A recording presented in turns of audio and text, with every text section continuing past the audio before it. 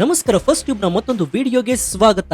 ಸ್ನೇಹಿತರೆ, ಭಾರತೀಯ ರಾಜಕಾರಣದಲ್ಲಿ ಯಾವ ಕ್ಷಣದಲ್ಲಿ ಯಾರು ಯಾರಿಗೆ ಶತ್ರುಗಳಾಗ್ತಾರೆ ಮತ್ತು ಯಾರು ಯಾರಿಗೆ ಮಿತ್ರರಾಗ್ತಾರೆ ಅನ್ನೋದನ್ನ ಊಹಿಸಲು ಕೂಡ ಸಾಕ್ಷಾತ್ ಬ್ರಹ್ಮದೇವನಿಗೂ ಸಾಧ್ಯವಿಲ್ಲ. 15 ವರ್ಷಗಳ ಹಿಂದೆ ಭಾರತೀಯ ಜನತಾ ಪಾರ್ಟಿ ಅಂದ್ರೆ ಬಿಜೆಪಿ ಸಣ್ಣ ಪುಟ್ಟ ಪ್ರಾದೇಶಿಕ ಪಕ್ಷಗಳನ್ನ ತನ್ನತ್ತ ಸೆಳೆದುಕೊಂಡು ಹೇಗೆ ಒಂದು ಬಲಿಷ್ಠ ಅಜೇಯವಾದಂತಹ ಶಕ್ತಿಯಾಗಿ ಬೆಳೆಯಿತು, ಈಗ ಅಕ್ಷರಶಃ ಅದೇ ಫಾರ್ಮುಲಾವನ್ನ ಬಳಸಿ ಕಮಲ ಪಾಳೆಯವನ್ನ ಕಂಪ್ಲೀಟ್ ಆಗಿ ಧೂಳಿಪಟ ಮಾಡಲು ನಮ್ಮ ದೇಶದ ಅತಿ ಹಳೆಯ ಪಕ್ಷವಾಗಿರುವಂತಹ ಕಾಂಗ್ರೆಸ್ ಒಂದು ಭಾರಿ ದೊಡ್ಡ ಮೆಗಾ ಆಪರೇಷನ್ಗೆ ಕೈ ಹಾಕಿದೆ. ಹೌದು, ದೇಶದ ರಾಜಕೀಯ ಮೊಗಸಾಲಿಯಲ್ಲಿ ಈಗ ಕೇಳಿ ಬರ್ತಾ ಇರುವ ಅತ್ಯಂತ ಸ್ಫೋಟಕ ಸುದ್ದಿ ಅಂತಂದ್ರೆ ಇಂಡಿಯಾ ಮೈತ್ರಿಕೂಟದ ಮಹತ್ವದ ಸಭೆಯ ಬೆನ್ನಲ್ಲೇ ತೆರೆಮರೆಯಲ್ಲಿ ಸಿದ್ಧವಾಗ್ತಾ ಇರುವಂತಹ ಆ ಮೆಗಾ ವಿಲೀನದ ಪ್ರಕ್ರಿಯೆ. ಕೇವಲ ಮೈತ್ರಿ ಮಾಡಿಕೊಳ್ಳುವುದಲ್ಲ, ಡೈರೆಕ್ಟ್ ಆಗಿ ಪ್ರಾದೇಶಿಕ ಪಕ್ಷಗಳನ್ನ ಕಾಂಗ್ರೆಸ್ನೊಳಗೆ ವಿಲೀನ ಮಾಡಿಕೊಳ್ಳುವಂತಹ ಭಾರಿ ದೊಡ್ಡ ಪ್ಲಾನ್ ರೆಡಿಯಾಗಿದೆ. ಪಶ್ಚಿಮ ಬಂಗಾಳದ ಮುಖ್ಯಮಂತ್ರಿ ಮಮತಾ ಬ್ಯಾನರ್ಜಿ, ಆಂಧ್ರ ಪ್ರದೇಶದ ಮಾಜಿ ಮುಖ್ಯಮಂತ್ರಿ ಜಗನ್ ಮೋಹನ್ ರೆಡ್ಡಿ ಮತ್ತು ಪಂಜಾಬ್ನ ಸಿಂಹ ಕ್ಯಾಪ್ಟನ್ ಅಮರಿಂದರ್ ಸಿಂಗ್ ಈಗ ಮರಳಿ ಕಾಂಗ್ರೆಸ್ ಗೂಡಿಗೆ ಸೇರಲು ಅಕ್ಷರಶಃ ಮುಹೂರ್ತ ಫಿಕ್ಸ್ ಆಗಿದೆ ಎನ್ನುವ ಬೆಚ್ಚಿ ಬೀಳಿಸುವ ಮಾಹಿತಿ ದೆಹಲಿಯಿಂದ ಲೀಕ್ ಆಗಿದೆ. ಅಷ್ಟಕ್ಕೂ ಕಾಂಗ್ರೆಸ್ ನಾಯಕರಾದ ರಾಹುಲ್ ಗಾಂಧಿ ಮತ್ತು ಮಲ್ಲಿಕಾರ್ಜುನ ಖರ್ಗೆ ಅವರು ಮಮತಾ ಬ್ಯಾನರ್ಜಿ ಅವರಿಗೆ ಕೊಟ್ಟಿರುವ ಆ ಒನ್ ಟೈಮ್ ಬಿಗ್ ಆಫರ್ ಏನು? ಸ್ವಂತ ಬಲದ ಮೇಲೆ ಅಹಂಕಾರದಿಂದ ಮೆರೆದಿದ್ದಂತಹ ದೀದಿಗೆ ದಿಢೀರಂತ ಅಸ್ತಿತ್ವದ ಭಯ ಕಾಡಲು ಶುರುವಾಗಿದ್ಯಾಕೆ? ಜಗನ್ ಮೋಹನ್ ರೆಡ್ಡಿ ಅವರ ವೈಎಸ್ಆರ್ ಕಾಂಗ್ರೆಸ್ ಪಕ್ಷವು ಕಾಂಗ್ರೆಸ್ನೊಳಗೆ ವಿಲೀನವಾಗಲು ತೆರೆಮರೆಯಲ್ಲಿ ನಡೆಸ್ತಾ ಇರುವಂತಹ ಕಸರತ್ತು ಎಂಥದ್ದು? ಜಾತ್ಯತೀತ ಮತಗಳನ್ನ ಕ್ರೋಢೀಕರಿಸುವಂತಹ ಈ ಭಾರಿ ದೊಡ್ಡ ರಣತಂತ್ರ ಸಕ್ಸೆಸ್ ಆದ್ರೆ ಭಾರತದಲ್ಲಿ ಬಿಜೆಪಿಯ ಭವಿಷ್ಯ ಕಂಪ್ಲೀಟ್ ಆಗಿ ಅಂತ್ಯವಾಗುತ್ತಾ? ಬನ್ನಿ ಇವತ್ತಿನ ಎಕ್ಸ್ಕ್ಲೂಸಿವ್ ಡೀಟೇಲ್ ರಿಪೋರ್ಟ್ ನಲ್ಲಿ ಇಡೀ ದೇಶದ ನಿದ್ದೆಗೆಡಿಸಿರುವಂತಹ ಈ ಕಾಂಗ್ರೆಸ್ ಮೆಗಾ ವಿಲೀನದ ಪ್ರತಿಯೊಂದು ಗುಟ್ಟನ್ನ ಎಳೆ ಎಳೆಯಾಗಿ ಬಿಟ್ಟಿಡೋಣ. ರಾಷ್ಟ್ರೀಯ ರಾಜಕಾರಣಕ್ಕೆ ಸಂಬಂಧಿಸಿದ ಈ ಸ್ಫೋಟಕ ಮಾಹಿತಿನ ಪ್ರತಿಯೊಬ್ಬ ಭಾರತೀಯನು ತಿಳಿದುಕೊಳ್ಳಬೇಕು. ಹೀಗಾಗಿ ವಿಡಿಯೋವನ್ನ ಎಲ್ಲೂ ಸ್ಕಿಪ್ ಮಾಡದೆ ಕೊನೆವರೆಗೂ ನೋಡಿ. ಸೊ ವಿಡಿಯೋವನ್ನ ಶುರು ಮಾಡೋಣ. ಆದ್ರೆ ಅದಕ್ಕೂ ಮುನ್ನ ಮಮತಾ ಬ್ಯಾನರ್ಜಿ ಅವರು ಕಾಂಗ್ರೆಸ್ಗೆ ಸೇರಿದ್ದು ಸರಿ ಅಂತ ನಿಮ್ಗನ್ಸಿದ್ರೆ ಎಸ್ ಅಂತ ಕಮೆಂಟ್ ಮಾಡಿ ಹಾಗೂ ವಿಡಿಯೋಗೆ ಲೈಕ್ ಕೊಡಿ. ಜೊತೆಗೆ ಎಲ್ಲಾ ಸಣ್ಣ ಸಣ್ಣ ಪಕ್ಷಗಳು ಕಾಂಗ್ರೆಸ್ನೊಳಗೆ ವಿಲೀನವಾದ್ರೆ ಮುಂದಿನ ಬಾರಿಗೆ ಪ್ರಧಾನಿಯಾಗಿ ರಾಹುಲ್ ಗಾಂಧಿ ಅವರು ಆಯ್ಕೆ ಆಗ್ತಾರೆ ಅಂತ ನಿಮ್ಗನ್ಸುತ್ತಾ? ಜೊತೆಗೆ ಎಲ್ಲಾ ಪಕ್ಷಗಳು ಸೇರಿದ್ರು ಕೂಡ ಪ್ರಧಾನಿ ಮೋದಿ ಅವರನ್ನ ಅಲ್ಲಾಡಿಸೋದಕ್ಕೆ ಆಗೋದಿಲ್ಲ ಅಂತ ನಿಮ್ಗನ್ಸಿದ್ರೆ 100% ಎಸ್ ಅಂತ ಕಮೆಂಟ್ ಮಾಡಿ. ಸ್ನೇಹಿತರೆ, ಈ ಭಾರಿ ದೊಡ್ಡ ರಾಜಕೀಯ ಭೂಕಂಪದ ಅಸಲಿ ಕಥೆ ಶುರುವಾಗುವುದು ದೆಹಲಿಯ ಕಾಂಗ್ರೆಸ್ ಹೈಕಮಾಂಡ್ ನ ಕಚೇರಿಯಿಂದ. ಇತ್ತೀಚೆಗೆ ನಡೆದ ಇಂಡಿಯಾ ಮೈತ್ರಿಕೂಟದ ಸಭೆಯಲ್ಲಿ ವಿಶ್ವಾಸಾರ್ಹ ಮೂಲಗಳ ಪ್ರಕಾರ ಕಾಂಗ್ರೆಸ್ನ ಉನ್ನತ ನಾಯಕರಾದ ಸೋನಿಯಾ ಗಾಂಧಿ, ಮಲ್ಲಿಕಾರ್ಜುನ ಖರ್ಗೆ ಮತ್ತು ರಾಹುಲ್ ಗಾಂಧಿ ಅವರು ಸೇರಿ ಪಶ್ಚಿಮ ಬಂಗಾಳದ ಸಿಎಂ ಮಮತಾ ಬ್ಯಾನರ್ಜಿ ಅವರಿಗೆ ಒಂದು ಅಚ್ಚರಿಯ ಒನ್ ಟೈಮ್ ಆಫರ್ ಅನ್ನು ನೀಡಿದ್ದಾರೆ. ಅದೇನಪ್ಪಾ ಅಂತಂದ್ರೆ, ಕೇವಲ ಹೊರಗಡೆಯಿಂದ ಮೈತ್ರಿ ಮಾಡಿಕೊಳ್ಳುವುದು ಬೇಡ, ನಿಮ್ಮ ತೃಣಮೂಲ ಕಾಂಗ್ರೆಸ್ ಅಂದ್ರೆ ಟಿಎಂಸಿ ಪಕ್ಷವನ್ನ ಸಂಪೂರ್ಣವಾಗಿ ಕಾಂಗ್ರೆಸ್ ಪಕ್ಷದೊಂದಿಗೆ ಡೈರೆಕ್ಟ್ ಆಗಿ ವಿಲೀನ ಮಾಡಿಬಿಡಿ ಅನ್ನುವಂತಹ ಭಾರಿ ದೊಡ್ಡ ಆಹ್ವಾನವನ್ನ ಕೊಟ್ಟಿದ್ದಾರೆ. ಯಾವ ಮಮತಾ ಬ್ಯಾನರ್ಜಿ ಅವರು ದಶಕಗಳ ಹಿಂದೆ ಕಾಂಗ್ರೆಸ್ ನಾಯಕರ ಜೊತೆ ಜಗಳವಾಡಿ ಹೊರಬಂದು ಸ್ವಂತ ಬಲದ ಮೇಲೆ ಟಿಎಂಸಿ ಎನ್ನುವಂತಹ ಸಾಮ್ರಾಜ್ಯವನ್ನ ಕಟ್ಟಿದ್ರು, ಇಂದು ಮತ್ತೆ ಅದೇ ಹಳೆಯ ಮನೆಗೆ ಮರಳುವಂತಹ ಭಾರಿ ದೊಡ್ಡ ಅನಿವಾರ್ಯತೆ ಸೃಷ್ಟಿಯಾಗಿದೆ. ಇದಕ್ಕೆ ಕಾರಣ ಸದ್ಯ ಬಂಗಾಳದಲ್ಲಿ ದೀದಿ ಎದುರಿಸ್ತಾ ಇರುವಂತಹ ಅತ್ಯಂತ ಕಠಿಣ ಪರಿಸ್ಥಿತಿ. ಮಮತಾ ಬ್ಯಾನರ್ಜಿ ಅವರ ಕುರ್ಚಿ ಈಗ ಕಂಪ್ಲೀಟ್ ಆಗಿ ಅಲುಗಾಡ್ತಾ ಇದೆ. ಆಂತರಿಕ ವರದಿಗಳ ಪ್ರಕಾರ ಟಿಎಂಸಿ ಪಕ್ಷದ ಒತ್ತು 28 ಲೋಕಸಭಾ ಸಂಸದರಲ್ಲಿ ಬರೋಬ್ಬರಿ 20 ಸಂಸದರು, ಹಲವು ಪ್ರಭಾವಿ ಶಾಸಕರು ಬಂಡಾಯ ಬಿದ್ದು ಪಕ್ಷ ತೊರೆಯಲು ರೆಡಿಯಾಗಿದ್ದಾರೆ ಎನ್ನುವ ಆಂತರಿಕ ವಿಚಾರ ದೀದಿಯ ನಿದ್ದೆಗೆಡಿಸಿದೆ. ತನ್ನದೇ ಸ್ವಂತ ಪಕ್ಷ ತನ್ನ ಕೈಜಾರಿ ಹೋಗ್ತಾ ಇರುವ ಕರಾಳ ವಾಸ್ತವ ದೀದಿಗೆ ಈಗ ಅಕ್ಷರಶಃ ಅಸ್ತಿತ್ವದ ಭಯವನ್ನ ಹುಟ್ಟುಹಾಕಿದೆ. ಟಿಎಂಸಿ ಪಕ್ಷ ಕೇವಲ ಬಂಡಾಯದಿಂದ ಮಾತ್ರವಲ್ಲದೆ ಭದ್ರತಾ ವೈಫಲ್ಯದಿಂದಲೂ ಕೂಡ ತತ್ತರಿಸಿ ಹೋಗಿದೆ. ಇತ್ತೀಚೆಗಷ್ಟೇ ಮಮತಾ ಬ್ಯಾನರ್ಜಿ ಅವರ ಸೋದರಳಿಯ ಮತ್ತು ಪಕ್ಷದ ನಂಬರ್ 2 ನಾಯಕ ಅಭಿಷೇಕ್ ಬ್ಯಾನರ್ಜಿ ಅವರ ಮೇಲೆ ನಡೆದಂತಹ ಹಲ್ಲೆ ಮತ್ತು ಬಂಗಾಳದ ರಾಜಕೀಯ ಬೆಳವಣಿಗೆಗಳು ದೀದಿಯನ್ನ ವಿಪರೀತ ಚಿಂತೆಗೀಡು ಮಾಡಿವೆ. ರಾಜ್ಯದಲ್ಲಿ ಕಾನೂನು ಸುವ್ಯವಸ್ಥೆ ಕೈಮೀರ್ತಾ ಇದೆ ಮತ್ತು ಕೇಂದ್ರದ ತನಿಖಾ ಸಂಸ್ಥೆಗಳ ಕಂಗಾವಲು ಹೆಚ್ಚಾಗ್ತಾ ಇದೆ. ಇಂತಹ ಒಂದು ಬಿಕ್ಕಟ್ಟಿನ ಸಮಯದಲ್ಲಿ ಕೇವಲ ಪ್ರಾದೇಶಿಕ ಪಕ್ಷವಾಗಿ ಉಳಿದ್ರೆ ಬಿಜೆಪಿಯ ಭಾರಿ ದೊಡ್ಡ ರಾಜಕೀಯ ಸುನಾಮಿಗೆ ಕೊಚ್ಚಿಕೊಂಡು ಹೋಗುವುದು ಗ್ಯಾರಂಟಿ ಎನ್ನುವುದು ದೀದಿಗೆ ಅರ್ಥವಾಗಿದೆ. ಹೀಗಾಗಿ ಕಾಂಗ್ರೆಸ್ ಎಂಬಂತಹ ರಾಷ್ಟ್ರೀಯ ಪಕ್ಷದ ದೊಡ್ಡ ರಕ್ಷಣೆ ಪಡೆಯುವುದು ಈಗ ಮಮತಾ ಬ್ಯಾನರ್ಜಿ ಅವರಿಗೆ ಅನಿವಾರ್ಯವಾಗಿದೆ. ಇನ್ನು ಸ್ನೇಹಿತರೆ, ಈ ಮೆಗಾ ವಿಲೀನ ಕೇವಲ ಬಂಗಾಳಕ್ಕೆ ಮಾತ್ರ ಸೀಮಿತವಾಗಿಲ್ಲ. ಇದರ ಹಿಂದೆ ದೊಡ್ಡ ಟ್ವಿಸ್ಟ್ ಇರುವುದೇ ದಕ್ಷಿಣ ಭಾರತದ ಆಂಧ್ರ ಪ್ರದೇಶದಲ್ಲಿ. ಇತ್ತೀಚಿನ ವಿಧಾನಸಭಾ ಮತ್ತು ಲೋಕಸಭಾ ಚುನಾವಣೆಯಲ್ಲಿ ಕಂಪ್ಲೀಟ್ ಆಗಿ ಧೂಳಿಪಟವಾಗಿರುವ ಮಾಜಿ ಮುಖ್ಯಮಂತ್ರಿ ಜಗನ್ ಮೋಹನ್ ರೆಡ್ಡಿ, ಇತ್ತೀಚೆಗೆ ವಿಧಾನಸಭಾ ಮತ್ತು ಲೋಕಸಭಾ ಚುನಾವಣೆಯಲ್ಲಿ ಕಂಪ್ಲೀಟ್ ಆಗಿ ಧೂಳಿಪಟವಾಗಿರುವ ಮಾಜಿ ಮುಖ್ಯಮಂತ್ರಿ ಜಗನ್ ಮೋಹನ್ ರೆಡ್ಡಿ ಅವರ ವೈಎಸ್ಆರ್ ಕಾಂಗ್ರೆಸ್ ಪಕ್ಷವನ್ನ ಕೂಡ ಕಾಂಗ್ರೆಸ್ನಲ್ಲಿ ವಿಲೀನಗೊಳಿಸಲು ದೆಹಲಿಯಲ್ಲಿ ಭಾರಿ ದೊಡ್ಡ ತೆರೆಮರೆಯ ಕಸರತ್ತುಗಳು ಭರದಿಂದ ಸಾಗ್ತಾ ಇದೆ. ಜಗನ್ ಮೋಹನ್ ರೆಡ್ಡಿ ಅವರು ಕೂಡ ಈಗ ಅಧಿಕಾರ ಕಳೆದುಕೊಂಡು ದಿಕ್ಕುತೋಚದ ಸ್ಥಿತಿಯಲ್ಲಿದ್ದಾರೆ. ಅವರ ಪಕ್ಷದ ನಾಯಕರು ಒಬ್ಬೊಬ್ಬರಾಗಿ ಎನ್ಡಿಎ ಮೈತ್ರಿಕೂಟದ ಕಡೆಗೆ ಮುಖ ಮಾಡ್ತಾ ಇದ್ದಾರೆ. ತಮ್ಮ ಪಕ್ಷವನ್ನು ಉಳಿಸಿಕೊಳ್ಳಲು ಜಗನ್ ಮೋಹನ್ ರೆಡ್ಡಿ ಅವರಿಗೆ ಈಗ ಒಂದು ರಾಷ್ಟ್ರೀಯ ಪರ್ಯಾಯದ ಅತಿ ದೊಡ್ಡ ಅವಶ್ಯಕತೆ ಇದೆ. ಜಗನ್ ಮೋಹನ್ ರೆಡ್ಡಿ ಅವರು ಕಾಂಗ್ರೆಸ್ ಕಡೆಗೆ ಮುಖ ಮಾಡಲು ಅತಿ ದೊಡ್ಡ ಭಾವನಾತ್ಮಕ ಕಾರಣ ಅಂದ್ರೆ ಅವರ ತಂದೆ ದಿವಂಗತ ವೈಎಸ್ ರಾಜಶೇಖರ ರೆಡ್ಡಿ.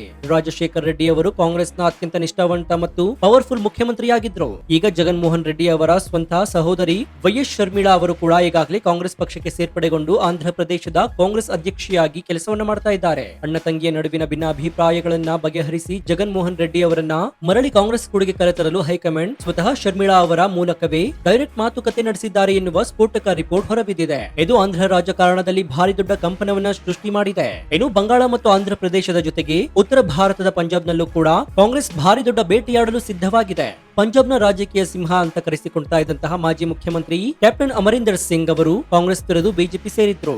ಆದ್ರೆ ಬಿಜೆಪಿಯಲ್ಲಿ ಅವರಿಗೆ ಸೂಕ್ತ ಸ್ಥಾನಮಾನ ಸಿಗದೆ ಕಂಪ್ಲೀಟ್ ಆಗಿ ಮೂಲೆಗುಂಪಾಗಿದ್ದಾರೆ. ಈಗ ಅವರು ಕೂಡ ಕಮಲ ಪಾಳ್ಯಕ್ಕೆ ಗುಡ್ ಬೈ ಹೇಳಿ ಮರಳಿ ಕಾಂಗ್ರೆಸ್ಗೆ ಬರುವ ಸಾಧ್ಯತೆಗಳು ದಟ್ಟವಾಗಿದೆ ಎನ್ನಲಾಗ್ತಾ ಇದೆ. ಇತ್ತೀಚಿನ ದಿನಗಳಲ್ಲಿ ಕ್ಯಾಪ್ಟನ್ ಅವರು ಗಾಂಧಿ ಕುಟುಂಬದ ಪರವಾಗಿ ಬಹಳ ಸಾಫ್ಟ್ ಕಾರ್ನರ್ ಅನ್ನು ಹೊಂದಿದ್ದಾರೆ. ಹೀಗಾಗಿ ಅವರು ಹೇಳಿಕೆಯನ್ನು ಕೂಡ ನೀಡ್ತಾ ಇದ್ದು ಈ ಗರ್ ವಾಪಸಿ ಪ್ರಕ್ರಿಯೆ ಅತಿ ದೊಡ್ಡ ಸಾಕ್ಷಿಯಾಗಿದೆ.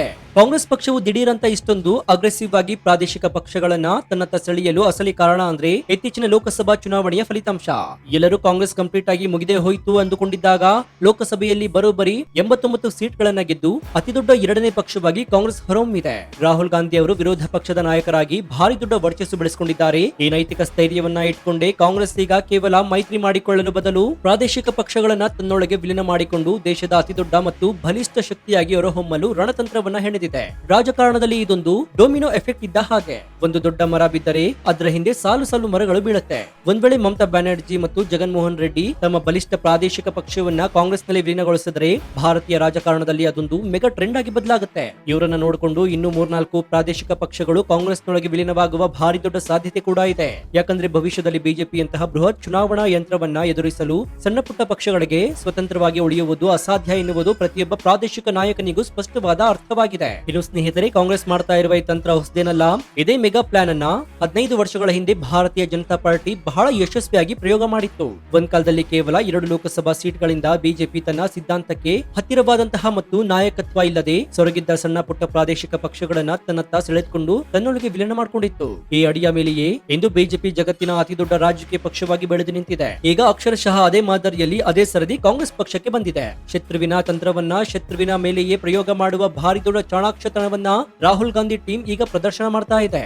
ಈ ಮೆಗಾ ವಿಲೀನ ಪ್ರಕ್ರಿಯೆಯ ಅತಿ ದೊಡ್ಡ ಪ್ಲಸ್ ಪಾಯಿಂಟ್ ಅಂದ್ರೆ ಅದು ಜಾತ್ಯತೀತ ಮತಗಳ ಕ್ರೋಢೀಕರಣ. ಇಷ್ಟು ವರ್ಷಗಳ ಕಾಲ ಚುನಾವಣೆಗಳಲ್ಲಿ ಕಾಂಗ್ರೆಸ್, ಟಿಎಂಸಿ ಮತ್ತು ಇತರ ಪ್ರಾದೇಶಿಕ ಪಕ್ಷಗಳು ಪ್ರತ್ಯೇಕವಾಗಿ ಸ್ಪರ್ಧೆ ಮಾಡ್ತಾ ಇದ್ವು. ಇದರಿಂದಾಗಿ ಸರ್ಕಾರಿ ವಿರೋಧಿ ಮತಗಳು ಮತ್ತು ಜಾತ್ಯತೀತ ಮತಗಳು ಹಂಚಿ ಹೋಗಿ ಅದರ ನೇರ ಲಾಭ ಬಿಜೆಪಿಗೆ ಸಾಕ್ತಾ ಇತ್ತು. ಆದ್ರೆ ಈಗ ಎಲ್ಲಾ ಪಕ್ಷಗಳು ಒಂದೇ ಚಿಹ್ನೆಯ ಅಡಿಯಲ್ಲಿ ಒಂದೇ ಬ್ಯಾನರ್ ನ ಅಡಿಯಲ್ಲಿ ಬಂದ್ರೆ ಮತಗಳ ವಿಭಜನೆ ಕಂಪ್ಲೀಟ್ ಆಗಿ ನಿಲ್ಲುತ್ತೆ. 1-on-1 ಫೈಟ್ ಅಂದ್ರೆ ನೇರ ಹಣಾಹಣಿ ಶುರುವಾಗುವುದೇ ಬಿಜೆಪಿಗೆ ಇದು ಅಕ್ಷರಶಃ ನುಂಗಲಾರದ ತುತ್ತಾಗಿ ಪರಿಣಮಿಸುತ್ತೆ. ಕಾಂಗ್ರೆಸ್ ಪಕ್ಷದ ಈ ಮೆಗಾ ಪ್ಲಾನ್ ಸಕ್ಸೆಸ್ ಆದ್ರೆ ಮುಂಬರುವ ದಿನಗಳಲ್ಲಿ ಭಾರತದಲ್ಲಿ ಬಿಜೆಪಿ ಭಾರಿ ದೊಡ್ಡ ಅಸ್ತಿತ್ವದ ಸಂಕಷ್ಟವನ್ನ ಎದುರಿಸಬೇಕಾಗುತ್ತೆ. ಈಗಾಗಲೇ ಎನ್ಡಿಎ ಮೈತ್ರಿಕೂಟದಲ್ಲಿ ನಿತೀಶ್ ಕುಮಾರ್ ಮತ್ತು ಚಂದ್ರಬಾಬು ನಾಯ್ಡು ಅವರ ಮೇಲೆ ಅವಲಂಬಿತವಾಗಿರುವಂತಹ ಮೋದಿ ಅವರ ಸರ್ಕಾರಕ್ಕೆ ವಿಪಕ್ಷಗಳ ಈ ಭಾರಿ ದೊಡ್ಡ ಏಕೀಕರಣ ಅಕ್ಷರಶಃ ಸಿಂಹ ಸ್ವಪ್ನವಾಗುತ್ತೆ. ಬಂಗಾಳ, ಆಂಧ್ರ ಪ್ರದೇಶ ಮತ್ತು ಪಂಜಾಬ್ನಲ್ಲಿ ಒಂದೇ ಬಾರಿಗೆ ಕಾಂಗ್ರೆಸ್ನ ಸಂಸದರ ಸಂಖ್ಯೆ ವೋಟ್ ಶೇರ್ ಭಾರಿ ದೊಡ್ಡ ಪ್ರಮಾಣದಲ್ಲಿ ಏರಿಕೆಯಾದ್ರೆ ಕೇಂದ್ರದಲ್ಲಿ ಬಿಜೆಪಿ ಅಧಿಕಾರದ ಅಡಿಪಾಯ ಕಂಪ್ಲೀಟ್ ಆಗಿ ಅಲುಗಾಡುವುದು 100% ಗ್ಯಾರಂಟಿ ಅಂತಿದ್ದಾರೆ ರಾಜಕೀಯ ಪಂಡಿತರು. ಈಗ ಉದ್ಭವಿಸಿರುವಂತಹ ಅತಿ ದೊಡ್ಡ ಪ್ರಶ್ನೆ ಅಂದ್ರೆ ತಮ್ಮದೇ ಆದ ಸಾಮ್ರಾಜ್ಯ ಕಟ್ಟಿಕೊಂಡಿದ್ದಂತಹ ಮಮತಾ ಅಥವಾ ಜಗನ್ ಮೋಹನ್ ರೆಡ್ಡಿ ಅವರು ಕಾಂಗ್ರೆಸ್ಗೆ ಬಂದ್ರೆ ಅವರಿಗೆ ಸಿಗುವ ಲಾಭವಾದರೂ ಏನು?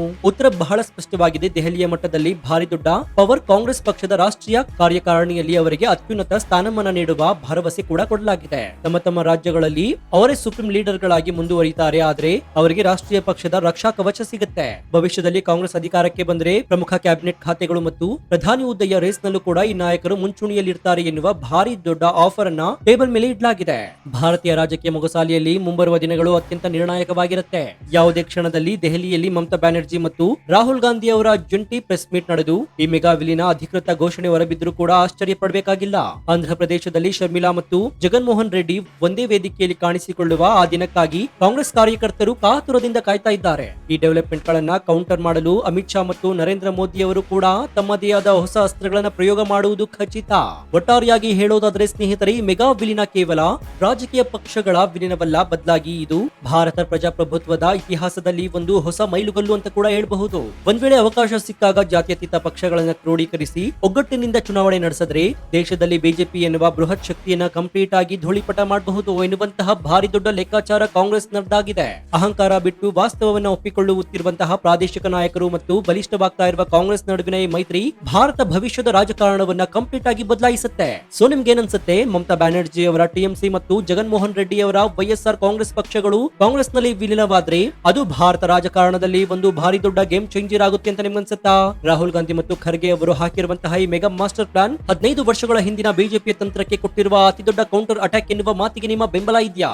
ಈ ರೀತಿ ಜಾತ್ಯತೀತ ಮತಗಳು ಒಗ್ಗೂಡಿದ್ರೆ ಮುಂಬರುವ ದಿನಗಳಲ್ಲಿ ದೇಶದಲ್ಲಿ ಬಿಜೆಪಿಯ ಆಡಳಿತ ಕಂಪ್ಲೀಟ್ ಆಗಿ ಧೂಳಿಪಟವಾಗೋದ್ರಲ್ಲಿ ಯಾವುದೇ ಅನುಮಾನವಿಲ್ಲ ಅಂತ ನೀವು ಒಪ್ತೀರಾ?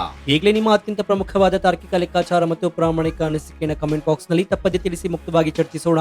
ಭಾರತದ ರಾಷ್ಟ್ರೀಯ ರಾಜಕಾರಣದ ಅಸಲಿ ಚಿತ್ರಣವನ್ನ ಎತ್ತಿ ಹಿಡಿಯುವ ಈ ಸ್ಫೋಟಕ ರಿಪೋರ್ಟ್ ಇಡೀ ದೇಶಕ್ಕೆ ತಲುಪುವಂತೆ ಹೆಮ್ಮೆಯಿಂದ ವಿಡಿಯೋವನ್ನ ನಿಮ್ಮ ವಾಟ್ಸ್ಆಪ್ ಫೇಸ್ಬುಕ್ ಗ್ರೂಪ್ ಗಳಲ್ಲಿ ಮರೆಯದೆ ಶೇರ್ ಮಾಡಿ. ಇದೇ ರೀತಿ ರಾಜಕೀಯ ವಿಶ್ಲೇಷಣೆಗಳು ಮತ್ತು ಜಿಯೋಪೊಲಿಟಿಕ್ಸ್ ನ ನಿಷ್ಪಕ್ಷಪಾತ, ತ್ವರಿತ ಮತ್ತು ಅತ್ಯಂತ ಡೀಟೇಲ್ ಆದ ರಿಪೋರ್ಟ್ಗಳಿಗಾಗಿ ನಿಮ್ಮ ನೆಚ್ಚಿನ ಫಸ್ಟ್ ಟ್ಯೂಬ್ ಯೂಟ್ಯೂಬ್ ಚಾನಲ್ ಅನ್ನು ಈಗಲೇ ಸಬ್ಸ್ಕ್ರೈಬ್ ಮಾಡಿಕೊಂಡು ಪಕ್ಕದಲ್ಲಿರುವಂತಹ ಬೆಲ್ ಐಕಾನ್ ಅನ್ನು ಪ್ರೆಸ್ ಮಾಡಿ. ಇದರಿಂದ ನಾವು ಹಾಕುವ ಹೊಸ ವಿಡಿಯೋಗಳ ನೋಟಿಫಿಕೇಶನ್ ಮೊದಲು ನಿಮಗೆ ಸಿಗುತ್ತೆ. ಮತ್ತೊಂದು ಕುತೂಹಲಕಾರಿ ರಾಜಕೀಯದ ವಿಡಿಯೋದೊಂದಿಗೆ ನಿಮ್ಮನ್ನ ಭೇಟಿಯಾಗ್ತೀನಿ. ಅಲ್ಲಿಯವರೆಗೂ ಎಚ್ಚರದಿಂದ ಇರಿ, ದೇಶ ವಿದೇಶದ ಆಗು ಹೋಗುಗಳನ್ನ ಗಮನಿಸ್ತಾನೆ ಇರಿ. ಇದಾಗಿತ್ತು ಈ ಕ್ಷಣದ ವಿಶೇಷ. ನೋಡ್ತಾ ಇರಿ ಫಸ್ಟ್ ಟ್ಯೂಬ್ ಕನ್ನಡ. ಧನ್ಯವಾದ.